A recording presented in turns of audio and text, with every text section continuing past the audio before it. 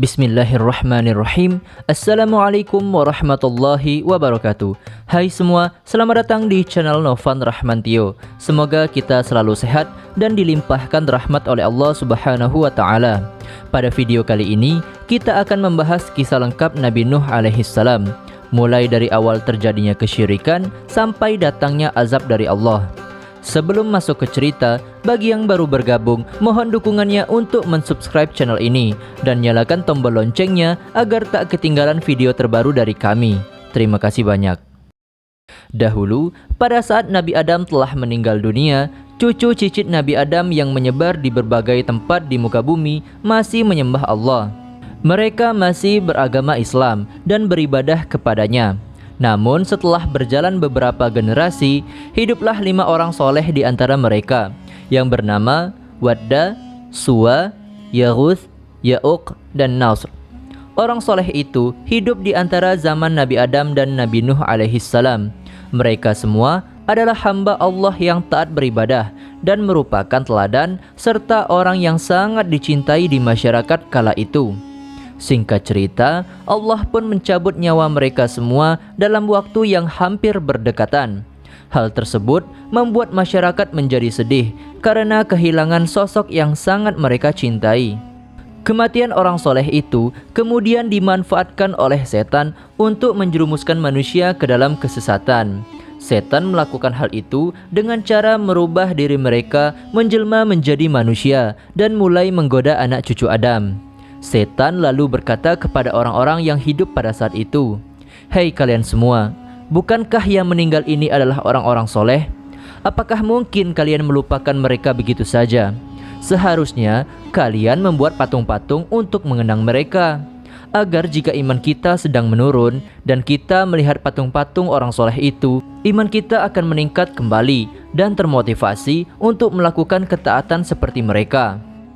Karena usulan dari setan tersebut masuk akal, akhirnya mereka pun termakan rayuan setan dan setuju untuk membuat patung yang mirip dengan kelima orang saleh tersebut. Pada waktu itu, pembuatan patung bukan dimaksudkan untuk disembah. Patung tersebut dibuat hanya untuk mengenang kelima orang soleh itu dan sebagai penyemangat orang-orang untuk melakukan ibadah sebagaimana kelima orang itu. Pada awalnya, ajakan dari setan ini adalah baik dan belum secara langsung menyesatkan manusia.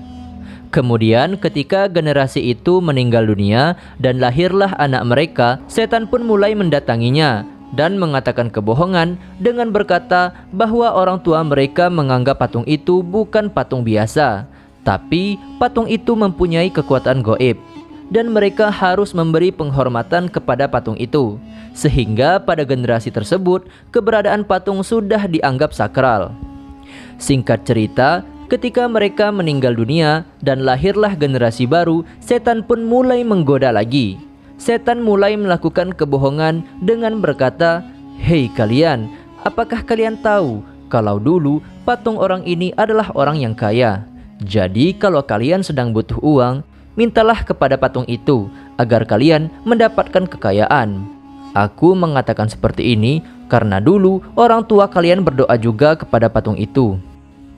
Begitulah setan menipu setiap generasi demi generasi anak cucu Adam, yang mana pada mulanya patung itu hanya untuk mengenang kelima orang soleh. Tapi lama-kelamaan anak cucu mereka diarahkan oleh setan untuk berdoa kepada patung, dan bahkan mereka menganggap patung itu sebagai Tuhan.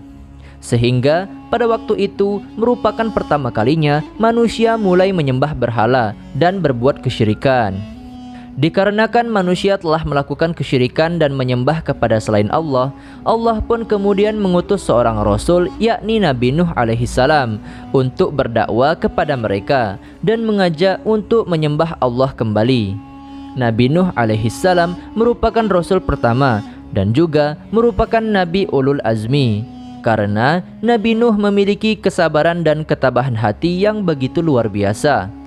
Bagaimana tidak, Nabi Nuh alaihissalam telah melakukan dakwah selama ratusan tahun. Akan tetapi selama hidupnya ia hanya mendapatkan pengikut sekitar 80 orang saja. Dalam Al-Quran disebutkan Nabi Nuh hidup di dunia selama 950 tahun.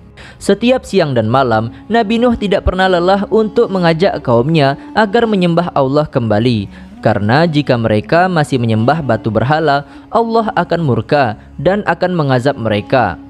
Semakin giat Nabi Nuh berdakwah, namun selama itu juga masyarakat tidak pernah mempercayai ajakan dakwah Nabi Nuh.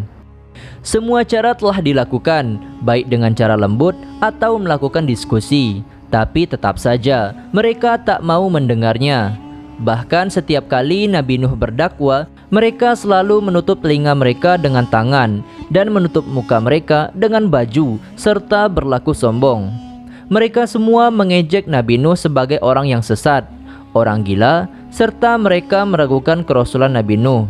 Sebab mereka melihat Nabi Nuh sebagai orang yang biasa-biasa saja, dan kebanyakan para pengikut Nabi Nuh dari golongan orang miskin dan lemah. Dan juga jika ada orang tua di antara mereka akan meninggal, mereka selalu mewasiatkan kepada anaknya untuk jangan mempercayai perkataan Nabi Nuh dan tetap harus menyembah patung berhala. Hal ini membuat anak-anak pun juga ikut membenci Nabi Nuh. Dikarenakan Nabi Nuh tidak pernah lelah dalam berdakwah selama beratus-ratus tahun, kaum Nabi Nuh menjadi bosan dan jenuh, sehingga mereka dengan berani menantang Nabi Nuh untuk mendatangkan azab yang Nabi Nuh ancamkan kepada mereka. Mereka berkata, "Hai Nuh, kami telah bosan mendengar ocehanmu. Atau begini saja, buktikan mana azab yang kau ancamkan itu. Katanya kalau kami tidak mengikutimu, Tuhan akan marah. Mana buktinya? Kalau kau memang benar, coba turunkan azab kepada kami sekarang." Tapi Nabi Nuh mengatakan kalau dirinya tidak bisa menurunkan azab, sebab yang berhak menurunkan azab itu adalah Allah. Namun karena kaumnya selalu menantang Nabi Nuh kemudian mengadukan hal tersebut kepada Allah. Nabi Nuh berdoa, "Ya Allah, siang malam aku telah mengajak kaumku untuk menyembahmu dan meninggalkan berhala. Tapi tetap saja mereka tak mau mengikutiku. Bahkan jika mereka mempunyai anak, anaknya pun juga ingkar kepadaku dan berbuat jahat seperti kedua orang tuanya. Ya Allah, turunkanlah azab kepada mereka. Binasakan semua orang-orang kafir itu. Jangan biarkan satupun hidup di muka bumi ini, ya Allah. Sebab jika engkau biarkan mereka hidup, niscaya mereka akan menyesatkan orang lain, dan mereka hanya akan melahirkan anak-anak yang jahat dan kufur." Allah mengabulkan doa Nabi Nuh tersebut, dan Allah memerintahkan Nabi Nuh untuk membuat sebuah bahtera kapal, karena Allah akan mengazab orang kafir tersebut dengan banjir yang besar. Sebelum membuat kapal, Nabi Nuh diperintahkan oleh Allah untuk menanam pohon terlebih dahulu. Dalam suatu riwayat disebutkan bahwa Nabi Nuh merawat pohon tersebut selama 40 tahun, atau dalam riwayat lain selama 100 tahun. Ketika pohonnya sudah besar, maka kemudian ditebang dan dipotong-potong. Dari kayu tersebutlah kapal Nabi Nuh dibuat. Dengan petunjuk dari Allah, Nabi Nuh membuat kapal tersebut bersama pengikutnya yang berjumlah 80 orang. Kapal itu sangatlah besar dan kokoh, dan juga pembuatannya dilakukan di atas bukit. Orang-orang kafir yang melihat pembuatan kapal tersebut mengolok-ngolok dan mengejek Nabi Nuh. "Hei kalian, lihatlah Nuh. Untung saja kita bukan pengikutnya. Di mana-mana orang buat kapal di pinggir pantai, bukan malah di atas bukit. Mau belayar di mana? Di padang pasir? Dasar orang gila." Mereka dengan sombongnya menertawakan Nabi Nuh. Namun Nabi Nuh dan pengikutnya tetap sabar dan tidak terpengaruh oleh ejekan mereka. Tidak puas dengan mengejek, kaum Nabi Nuh semakin berbuat kejahatan. Orang-orang kafir pada saat itu membuang kotoran mereka ke dalam kapal Nabi Nuh. Hal ini tentu dilakukan pada saat Nabi Nuh dan pengikutnya sedang tidak ada di lokasi pembuatan kapal. Karena ulah tersebut membuat kapal Nabi Nuh dipenuhi kotoran manusia dan berbau busuk. Lalu Allah pun membalas perbuatan orang kafir itu. Orang-orang yang membuang kotoran di kapal diberikan penyakit kulit oleh Allah, sehingga semua kaumnya Nabi Nuh mengalami penyakit kulit. Berhari-hari mereka berupaya menyembuhkan penyakitnya, datang ke dukun, meminum ramuan, tapi mereka tak kunjung sembuh. Nyatanya, walaupun mereka dalam keadaan sakit, namun mereka tetap saja membuang kotoran mereka ke dalam kapal Nabi Nuh, Hingga pada suatu hari ada seseorang yang ingin membuang kotorannya ke kapal, dan pada saat ia ingin keluar dari kapal, ia terpeleset dan terjatuh tepat di kubangan kotorannya itu. Dan uniknya, bagian kulit yang terkena kotoran seketika sembuh. Melihat hal itu, ia pun menjadi senang dan melumuri tubuhnya dengan kotoran tersebut. Hal ini membuat ia sembuh total. Ketika ia pulang ke rumah, ia ditanya oleh temannya kenapa ia bisa sembuh. Lalu ia memberitahukan kalau ia sembuh karena melumuri tubuhnya dengan kotoran di kapal Nabi Nuh.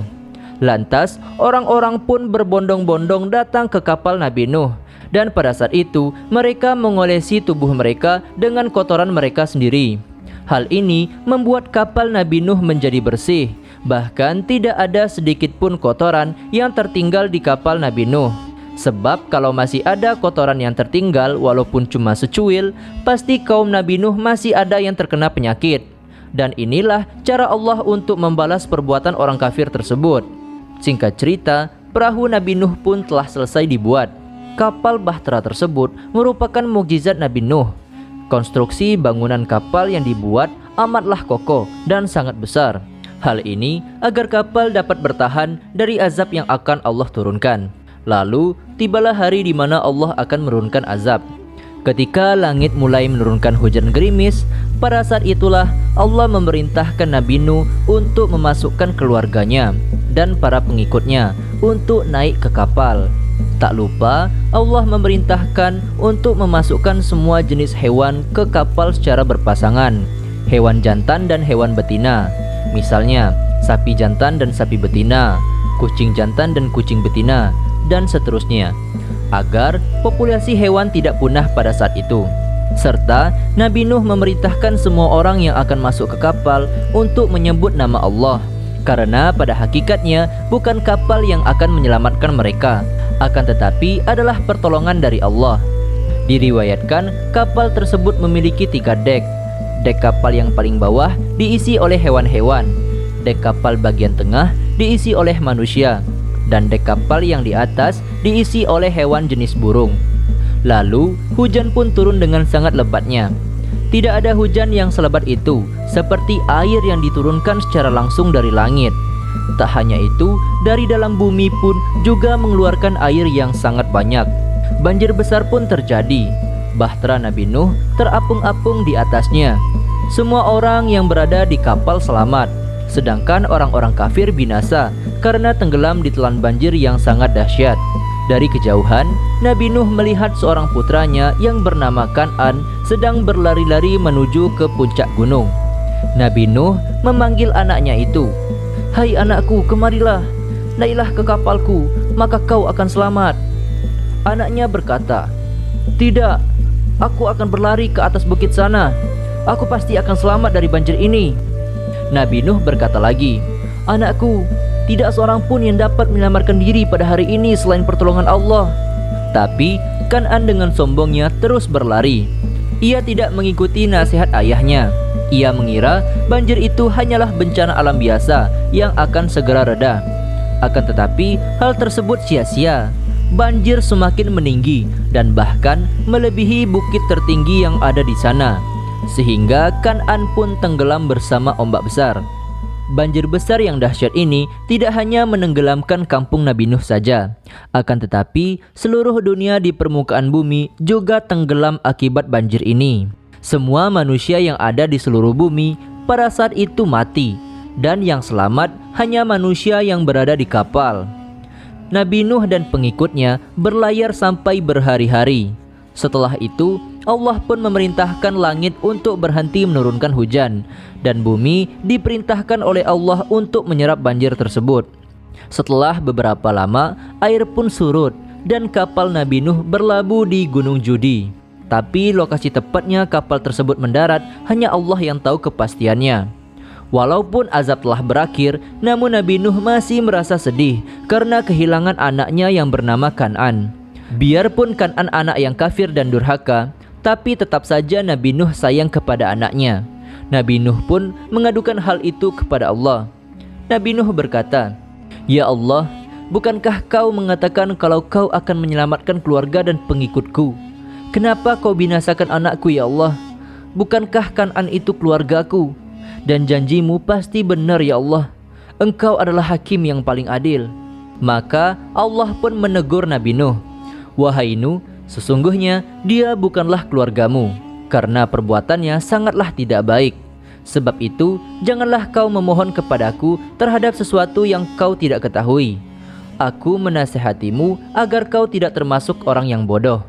Nabi Nuh yang mendapat teguran dari Allah seketika menyesal dan meminta ampun kepada Allah. Setelah itu, Nabi Nuh dan pengikutnya turun dari kapal serta mengeluarkan hewan-hewan yang berada di dalamnya. Dan Nabi Nuh pun memulai kehidupan baru di tempat tersebut.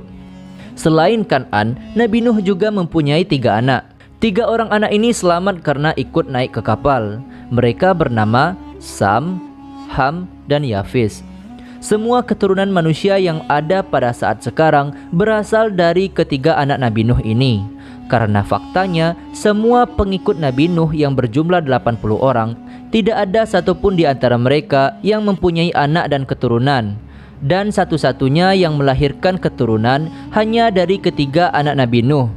Jadi bisa dikatakan manusia yang ada sekarang merupakan anak cucu Nabi Nuh.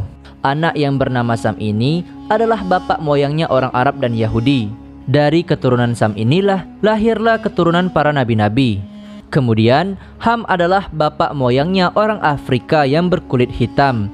Dan Yafis adalah bapak moyangnya orang Mongol, golongan Tartar dan Yajuj dan Majuj.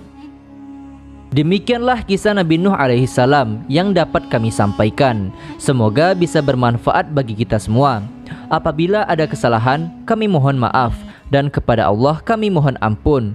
Sekian, terima kasih. Assalamualaikum warahmatullahi wabarakatuh.